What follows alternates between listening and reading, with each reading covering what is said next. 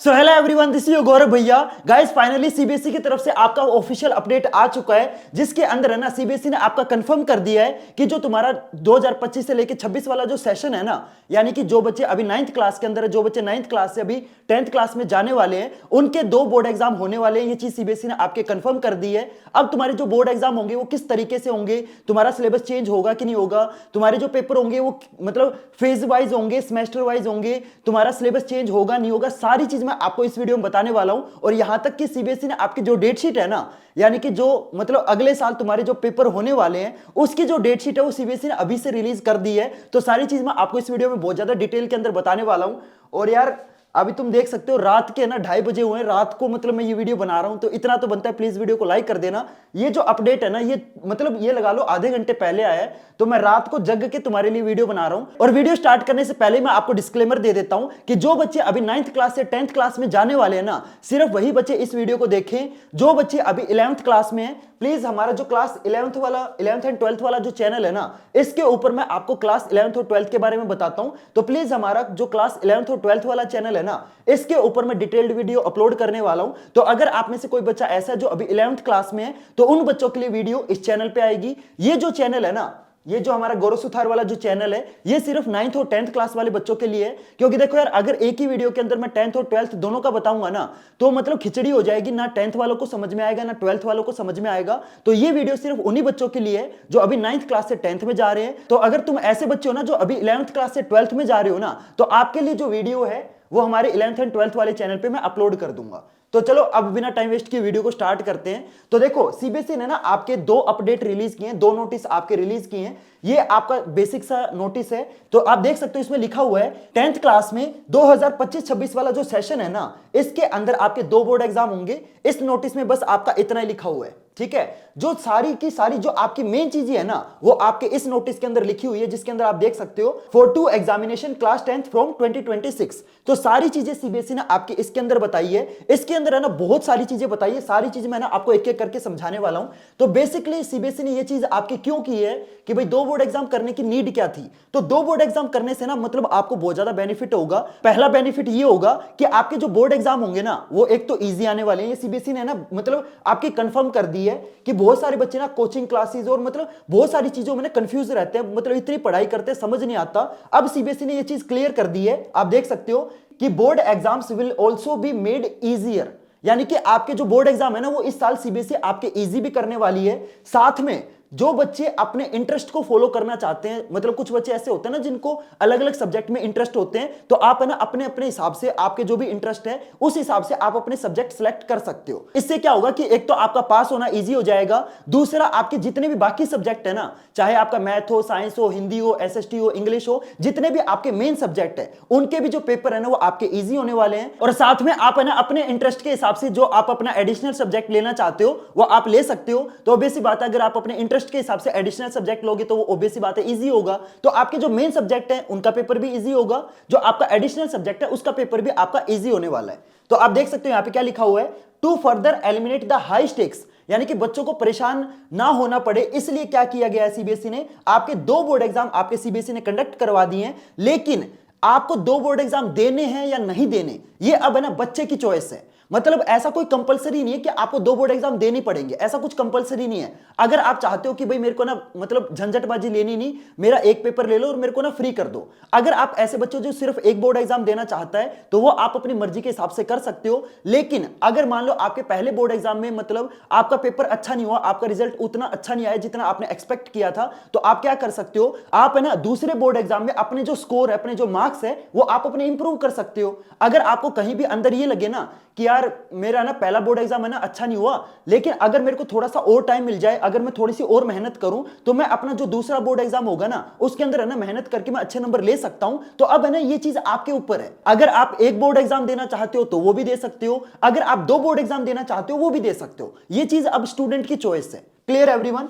अब पहली डाउट बहुत सारे बच्चों को होगी कि भैया क्या हमारा सिलेबस चेंज होगा, क्या हमारी एनसीईआरटी बुक चेंज होगी। तो आपके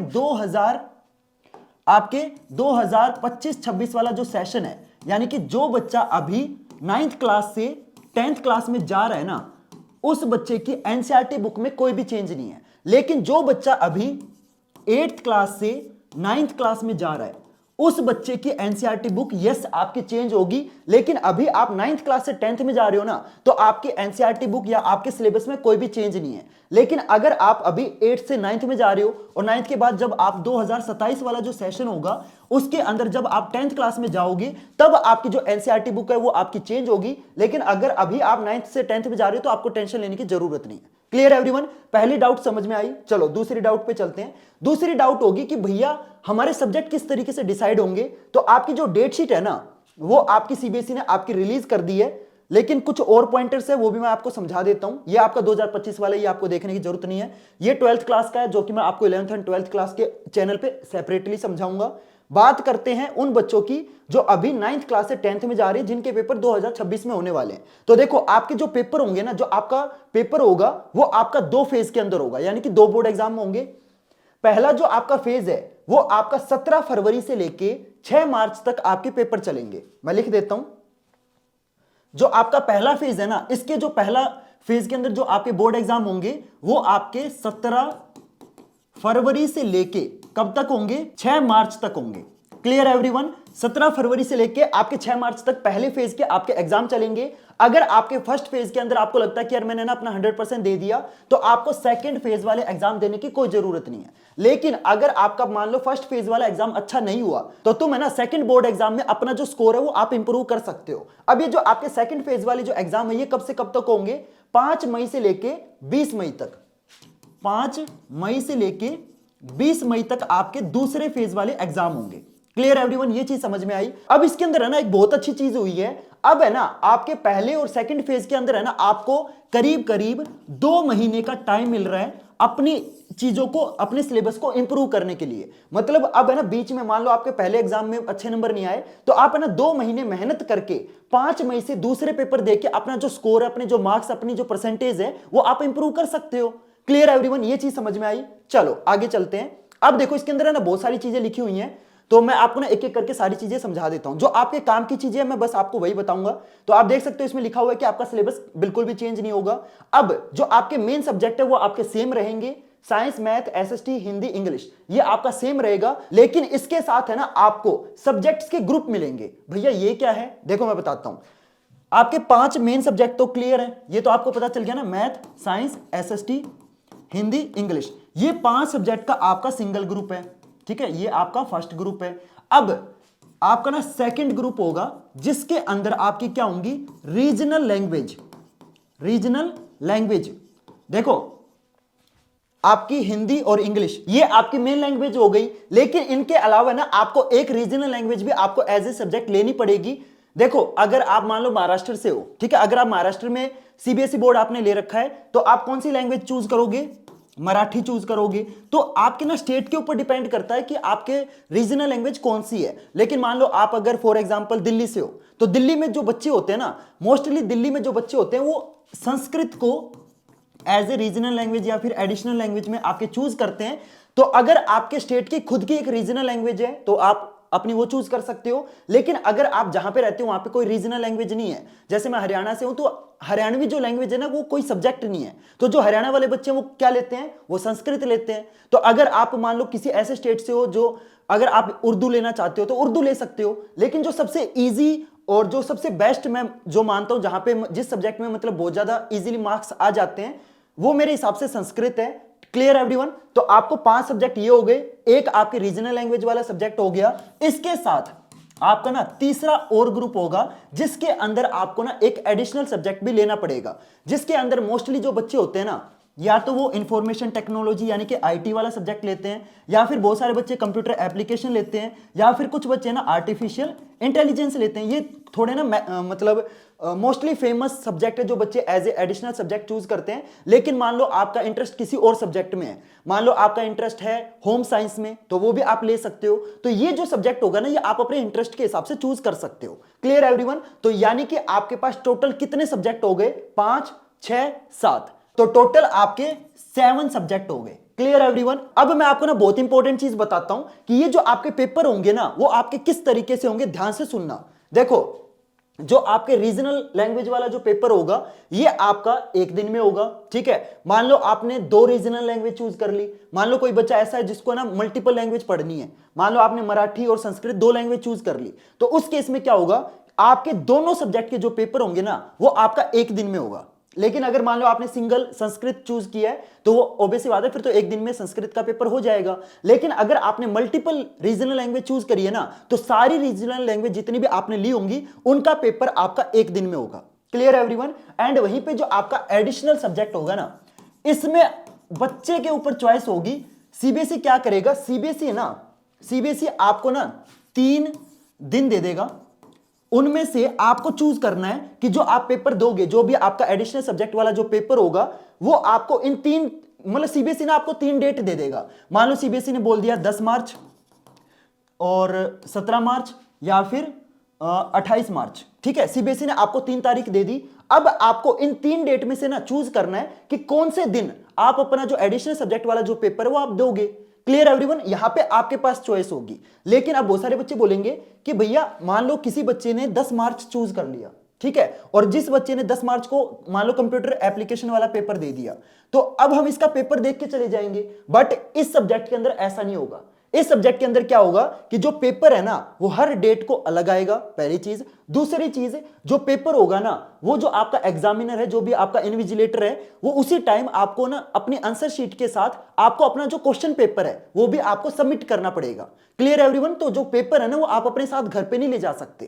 क्लियर। और हर बार आपका जो पेपर है वो आपका अलग आएगा। कहीं आप ये सोचो कि भाई मेरा फ्रेंड है, उसने 10 तारीख चूज कर ली, उसको एटलीस्ट क्वेश्चन तो याद होंगे ना कि पेपर में कौन सा क्वेश्चन आया था, चाहे पेपर वापस ले लो, क्वेश्चन तो याद होंगे ना। बट ऐसा नहीं है, हर बार जो आपका पेपर है वो आपका डिफरेंट आएगा। Clear everyone. ये चीज समझ में आई। अब सीबीएसई ने ना आपकी जो डेट शीट है वो भी आपकी रिलीज कर दी है, वो मैं आपको दिखा देता हूं। हाँ, एक चीज और मैं बताना भूल गया, बहुत इंपॉर्टेंट है। अगर आप में से कोई भी बच्चा स्पोर्ट्स कोटा से है, अगर आप में से कोई भी बच्चा स्पोर्ट्स कोटा से है ना, तो उसको ये दोनों पेपर देने की कोई जरूरत नहीं है। जिस बच्चे के पास स्पोर्ट्स कोटा है उसके पास चॉइस है, वो अगर मान लो पहले पेपर ना देना चाहे, वो डायरेक्ट है ना दूसरा पेपर देना चाहे, मतलब उसको एडिशनल में 2 महीने एक्स्ट्रा मिल गए। अब जो बच्चे 17 फरवरी को पेपर देंगे, मतलब उनके पास 2 महीने कम है। लेकिन जिस बच्चे के पास स्पोर्ट्स कोटा है, समझ रहे हो, उसको एक्स्ट्रा 2 महीने और मिल गए प्रैक्टिस करने के लिए। समझ रहे हो। तो स्पोर्ट्स कोटा वाले बच्चे के पास ये मतलब एक एडिशनल एडवांटेज है। लेकिन ये एडवांटेज आपको भी मिल सकता है, कैसे मिलेगा वो मैं आपको आगे बताता हूं। चलो पहले मैं आपको ना डेट शीट बता देता हूं कि आपकी जो डेट शीट है वो आपकी किस तरीके से होने वाली है। देखो, आपकी पहली लैंग्वेज इंग्लिश है, दूसरी लैंग्वेज आपकी हिंदी है, साइंस आपका मेन सब्जेक्ट है, मैथ आपका मेन सब्जेक्ट है, एसएसटी आपका मेन सब्जेक्ट है। तो ये 5 पेपर तो आपके होने ही हैं। अब आपकी जो रीजनल लैंग्वेज है ना, या फिर जो फॉरेन लैंग्वेज अगर आप लेना चाहो, आप फ्रेंच पढ़ना चाहो, आप स्पेनिश पढ़ना चाहो, तो आपको ना इन सभी लैंग्वेज में से कोई एक लैंग्वेज आपको चूज करनी पड़ेगी। जैसे राई हो गई, गुरंग हो गई, शेरपा हो गई, उर्दू हो गई, संस्कृत हो गई, या फिर मतलब जो भी आपकी लैंग्वेज है इनमें से जो भी आप चूज करना चाहो, बंगाली, मणिपुरी, जर्मन, इनमें से जो भी लैंग्वेज आप चूज करना चाहो ना, फ्रेंच हो गई, संस्कृत हो गई, जो भी आप चूज करना चाहो आप चूज कर सकते हो। ठीक है। इसके साथ जो आपके एडिशनल सब्जेक्ट हैं उनमें आप देख सकते हो कौन कौन से सब्जेक्ट है आपके पास। बैंकिंग हो गया, रिटेल हो गया, फिजिकल एक्टिविटी हो गया, ऑटोमोटिव हो गया, कंप्यूटर एप्लीकेशन हो गया, इंफॉर्मेशन टेक्नोलॉजी हो गया, आर्टिफिशियल इंटेलिजेंस हो गया। तो उनमें से आप ना एक एडिशनल सब्जेक्ट चूज कर सकते हो। तो टोटल आपके पास कितने सब्जेक्ट होंगे? टोटल आपके पास 7 सब्जेक्ट होंगे। Clear everyone. अब इसकी जो डेट शीट है ना वो मैं आपको दिखा देता हूं। तो यहां पे 12th वालों की डेट शीट है, जो कि मैं आपको अपने 11th एंड 12th वाले चैनल पे बताऊंगा। क्योंकि देखो, एक ही वीडियो के अंदर मैं 10th और 12th दोनों का बताऊंगा तो खिचड़ी पक जाएगी, ना 10th वालों को समझ में आएगा ना 12th वालों को समझ में आएगा। तो ये जो डेट शीट है ये मैं 11th और 12th वाले चैनल पे बताऊंगा। इस वीडियो में मैं सिर्फ क्लास 9th से जो 10th में जा रहे हैं ना बच्चे, उनके बारे में बता रहा हूं। ठीक है। तो आपका पहला फेज का जो पेपर होगा वो 17 फरवरी को मैथ का होगा। यानी कि जो डेट शीट है वो आपकी फिक्स हो चुकी है। मतलब अगले साल आपका पेपर, कौन से सब्जेक्ट का पेपर कौन से दिन होगा, ये सीबीएसई ने पहले से ही आपका कंफर्म कर दिया है। नॉर्मली क्या होता था कि जो आपकी डेट शीट है ना वो या तो नवंबर या दिसंबर में आती थी, लेकिन अब है ना सीबीएसई ने आपका 1 साल पहले ही आपकी जो डेट शीट है वो पहले ही बता दी है। तो कितनी अच्छी चीज है। तो आपका जो पहला पेपर होगा ना वो आपका 17 फरवरी को मैथ का होगा। और तुम देख सकते हो यहां पे जो आपकी 19 डेट है ना, जो आपकी 19 तारीख है, मैं इसको जूम कर देता हूं, जो आपकी 19 तारीख है, यहां पे देखो क्या लिखा हुआ है, rest of the subject first phase, यानी कि जो आपका एडिशनल सब्जेक्ट है ना, मैंने आपको बताया था ना कि बच्चे के पास चॉइस होगी कि भाई जो आपका एडिशनल सब्जेक्ट वाला जो पेपर है वो आपको किस तारीख को देना है। तो यहां पे सीबीएसई ने एक तो 19 तारीख आपको दे रखी है, एक आपको 23 तारीख दे रखी है, एक आपको 3 तारीख दे रखी है, ठीक है। तो यानी कि आपके पास 3 दिन है, इन 3 दिन में से आप जो भी दिन चूज करना चाहो ना कि भाई मेरे को इस दिन अपना एडिशनल सब्जेक्ट वाला पेपर देना है, तो आप इन तारीख में से चूज कर सकते हो, ठीक है। तो मैथ के बाद एसएसटी का है, एसएसटी के बाद साइंस का है 25 तारीख को, 27 तारीख को आपका हिंदी का है और 2 अप्रैल को आपका इंग्लिश का है। नॉर्मली क्या होता है कि इंग्लिश का पहले होता है, लेकिन अब ऐसा नहीं होगा। जो आपके मेन पेपर होंगे ना, मैथ हो गया, साइंस हो गया, एसएसटी हो गया, जो आपके मेन पेपर है वो आपके पहले होंगे, हिंदी और इंग्लिश आपका बाद में होगा। Clear everyone. और बीच में आपकी जो होली है ना वो बीच में आ गई है, 4 अप्रैल को आपकी होली है। और जो आपका लैंग्वेज सब्जेक्ट वाला जो पेपर है ना, जो आपका रीजनल लैंग्वेज वाला जो पेपर है वो आपका 6 तारीख को होगा, यानी कि रीजनल लैंग्वेज वाला पेपर आपका होली के बाद है। Clear everyone. तो ये आपकी कुछ इस तरीके से आपकी डेट शीट होने वाली है। ये हो गया आपका पहले फेज की डेट शीट। और इस पहले फेज की डेट शीट का आपका जो रिजल्ट है वो कब आएगा? रिजल्ट आएगा आपका 20 अप्रैल को, यानी कि आपके जो पेपर है वो कब खत्म हो रहे हैं? आपके पेपर खत्म हो रहे हैं 6 अप्रैल को। 14 दिन के अंदर आपका जो रिजल्ट है वो आ जाएगा। Clear everyone. तो फर्स्ट फेज का जो रिजल्ट है वो आपका 20 अप्रैल को आएगा। और इसके अंदर है ना एक बहुत इंपॉर्टेंट चीज है जो कि मैं आपको आगे बताऊंगा, दैट इज एलओसी। एलओसी का मतलब होता है लिस्ट ऑफ कैंडिडेट। तो अगर आप में से कोई भी बच्चा अपना सब्जेक्ट चेंज करना चाहता है, अपने मतलब मार्कशीट की डिटेल चेंज करना चाहता है, अपना नाम चेंज करना चाहता है, अपने फादर का नाम, मतलब जो भी चीजें आप अगर चेंज करना चाहते हो तो वो आप एलओसी के अंदर चेंज करते हो। अब ये एलओसी क्या होती है वो मैं इसी वीडियो में आगे बताऊंगा। पहले मैं आपको ना दूसरे फेज की जो डेट शीट है वो मैं आपको बता देता हूं। जो डेट शीट होगी ना, जो सब्जेक्ट्स का ऑर्डर होगा वो आपका सेम रहेगा। पहला पेपर आपका मैथ का होगा, दूसरा पेपर आपका एसएसटी का, तीसरा पेपर आपका साइंस का, चौथा पेपर आपका नहीं इसमें अलग हो गया। साइंस के बाद इसमें आपका जो रीजनल लैंग्वेज है ना वो आपका आगे डाल दिया है, बाद में आपका इंग्लिश है और जो आपका एडिशनल सब्जेक्ट है वो बाद में कर दिया है। ठीक है। आपका हिंदी कहां गया? हिंदी अच्छा, हिंदी आपका आखिरी में है। तो आपका 21 मई को आपका हिंदी का है। Clear everyone. जो आपका रिजल्ट आएगा वो आपका 20 अप्रैल को आएगा। और अगर आप दूसरा बोर्ड एग्जाम देना चाहते हो तो उसका जो एडमिट कार्ड है वो आपका 22 अप्रैल को आएगा। यानी कि सिर्फ आपके पास एक दिन होगा, समझ रहे हो? 20 तारीख को आपका रिजल्ट आया और आपका 22 तारीख को आपका जो एडमिट कार्ड है दूसरे बोर्ड एग्जाम का वो आपको मिल जाएगा। यानी कि सिर्फ आपके पास बीच में एक दिन की छुट्टी है, एक दिन का आपके पास चॉइस है। Clear everyone. अब मैं आपको ना 2 बहुत इंपॉर्टेंट चीज बताता हूं। एक है आपकी एलओसी क्या होती है, ठीक है। दूसरा मैं आपको ना बहुत इंपॉर्टेंट चीज है जो कि बहुत सारे बच्चे इग्नोर करेंगे, दैट इज कि भैया मान लो मैं फर्स्ट फेज में मान लो मेरे मैथ में 70 नंबर आ गए, ठीक है। साइंस में मान लो मेरे 60 नंबर आ गए, एसएसटी में मान लो मेरे 50 नंबर आ गए, इंग्लिश में मान लो मेरे 80 आ गए, हिंदी में मान लो मेरे 80 आ गए, ठीक है। अब पहले मैं मेन सब्जेक्ट की बात करता हूं। देखो अब आपके सबसे कम नंबर किस में आए हैं? एसएसटी में आए हैं। तो भैया क्या ऐसा हो सकता है कि मैं सिर्फ सेकंड फेज में सिर्फ एसएसटी का पेपर दूं? तो क्या ऐसा हो सकता है? अगर मेरे को मैथ साइंस बाकी सब्जेक्ट का पेपर दोबारा नहीं देना क्योंकि उसमें मेरे ऑलरेडी सेटिस्फाइंग मार्क्स आ चुके हैं, तो मैं क्या सिर्फ उसी सब्जेक्ट का पेपर दे सकता हूं जिसमें मेरे कम मार्क्स हैं? यस, आप ऐसा कर सकते हो। जिस सब्जेक्ट में आप फेल हुए हो या जिस सब्जेक्ट का आपको दोबारा से पेपर देना है ना, सिर्फ आप अपना वो जो सब्जेक्ट है वो आप चूज कर सकते हो। Clear everyone. पहली चीज मैंने आपको समझा दी। अब बात करते हैं आपकी लिस्ट ऑफ कैंडिडेट्स यानी कि एलओसी की, जो कि बहुत इंपॉर्टेंट चीज है क्योंकि बहुत सारे बच्चे ना इसको इग्नोर करेंगे और बाद में इतने पछताते हैं, इतने कोर्ट के चक्कर लग जाएंगे, तुम सोच नहीं सकते। एलओसी का मतलब क्या होता है? लिस्ट ऑफ कैंडिडेट, जो कि आपको कब सबमिट करनी होती है। इसमें डेट लिखी हुई थी, मैं देख लेता हूं। एलओसी की जो लास्ट डेट होती है वो मेरे ख्याल से 5 सितंबर होती है। टीचर्स डे होता है ना 5 सितंबर को। देख लेता हूं, बाकी मैं देखो फिर से कंफर्म कर लेता हूं, ठीक है। एलओसी की लास्ट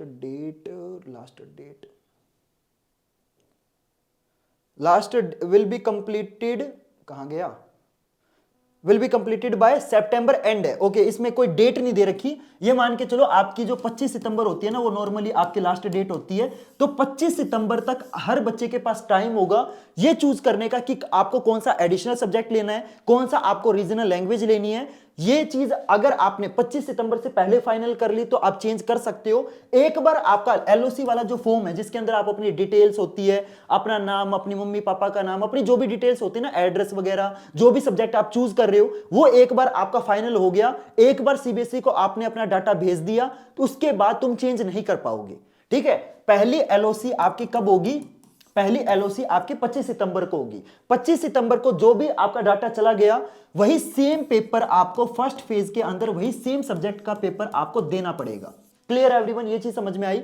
लेकिन मान लो फर्स्ट फेज के बाद आपके अच्छे नंबर नहीं आए और आप ये सोच रहे हो कि यार मैं ना 2 महीने के अंदर जो अपना एडिशनल सब्जेक्ट है या जो रीजनल लैंग्वेज वाली जो चीज है वो मैं चेंज करके मैं दोबारा से सेकंड फेज में किसी और सब्जेक्ट का पेपर देके अच्छे नंबर ला सकता हूं, तो क्या मैं अपना बीच में फर्स्ट फेज के बाद मैं अपना सब्जेक्ट चेंज कर पाऊंगा? यस, आप चेंज कर पाओगे। ठीक है, लेकिन इसकी एक्स्ट्रा फीस लगेगी। अब ये फीस कितनी होगी ये सीबीएसई ने अभी आपका नहीं बताया। क्लियर एवरीवन, ये चीज समझ में आई? देखो, जो आपका पहला एलओसी होता है ना, जो पहले फेज के लिए होगा, उसकी जो फीस होती है वो नॉर्मली 250 रुपए पर सब्जेक्ट होती है। ठीक है, 250 रुपए पर सब्जेक्ट होती है। लेकिन ये जो आपका सेकंड फेज होगा, इसकी आपकी एक्स्ट्रा फीस लगेगी। तो ये कितनी होगी ये सीबीएसई ने अभी नहीं बताया। हो सकता है ये जो आपके 250 रुपए पर सब्जेक्ट वाली जो फीस है ना, हो सकता है आपकी ये फिर से चेंज हो जाए। तो ये मैं जो फीस बता रहा हूं ये मैं पिछले साल के हिसाब से बता रहा हूं। अगर सीबीएसई की तरफ से कोई भी ऑफिशियल अपडेट आएगा तो इस चैनल पे मैं आपको सबसे पहले बता दूंगा। तो आपको सिंपल क्या करना है, इस चैनल को सब्सक्राइब करना है। तो अगर आप में से कोई बच्चा ऐसा है जो अभी 9th क्लास से 10th क्लास में जा रहा है ना, मैं आपको गारंटी दे रहा हूं, इस चैनल को अगर आप सब्सक्राइब कर लेते हो, इस चैनल के अलावा तुम्हें कुछ और देखने की जरूरत नहीं है। क्योंकि इस चैनल पे जितने भी आपके सीबीएसई के ऑफिशियल और जेन्युइन अपडेट होते हैं ना, सबसे पहले मैं आपको इस चैनल पे बताता हूं। आप देख सकते हो रात के 3 बजे हुए, मैं रात के 3 बजे जग के अगर वीडियो बना सकता हूं तो भाई इस चैनल से पहले मतलब कहीं नहीं मिल सकता। दूसरी चीज, जितने भी आपके वीडियो लेक्चर है, जितने भी आपके पढ़ाने वाली वीडियोस है, जितनी भी आपकी स्ट्रेटजी वीडियोस है, जितनी भी आपकी मोटिवेशन वाली वीडियोस है, सारी चीज मैं आपको इस चैनल पे प्रोवाइड करूंगा। तो अगर आप में से कोई बच्चा ऐसा है जो अभी 9th क्लास से 10th क्लास में जा रहा है ना, इस चैनल से बढ़िया चीज मतलब आपके लिए कुछ हो ही नहीं सकती। तो जल्दी से चैनल को सब्सक्राइब कर लो। क्लियर एवरीवन, होप करता हूं आपको ये सारी चीज समझ में आ गई होगी। तो बस जितनी भी चीजें लिखी हुई थी ना, सारी चीज मैंने आपको बता दी। इसके अलावा ना इस पूरे नोटिस में और कुछ नहीं लिखा हुआ, सारी चीज मैंने आपको बता दी। एक दो चीज और लिखी हुई है कि भाई जो डेट शीट सीबीएसई ने फाइनल कर दी वो आपकी डेट शीट चेंज नहीं हो सकती, ये सीबीएसई ने इसके अंदर लिखा हुआ है। तो जितनी भी चीजें थी ना वो मैंने आपको बहुत ही सिंपल तरीके से आपको समझा दी है। तो प्लीज इस चैनल को सब्सक्राइब करना। और देखो यार, इस वीडियो को बनाने में लिटरली मेरी बहुत ज्यादा मेहनत लगी है, तो प्लीज वीडियो को लाइक कर देना। मैंने लिटरली अपनी नींद सैक्रिफाइस करके मैंने आपके लिए वीडियो बनाई है, तो प्लीज वीडियो को लाइक कर देना। और हाँ, इस वीडियो को अपने फ्रेंड्स और क्लासमेट के साथ जरूर शेयर करना, क्योंकि देखो यार, ये जो वीडियो ना ये आपके लिए बहुत ज्यादा इंपॉर्टेंट है। तो प्लीज इस वीडियो को ना ज्यादा से ज्यादा शेयर करना, ताकि यार ये जो चीज है ना ये ज्यादा से ज्यादा बच्चों को पता चले और इस चीज से ना ज्यादा से ज्यादा बच्चों का फायदा हो। तो प्लीज इस वीडियो को ज्यादा से ज्यादा शेयर करना। तो चलो गाइस, मिलते हैं फिर अगली वीडियो में नए टॉपिक के साथ। तब तक के लिए goodbye and have a nice day.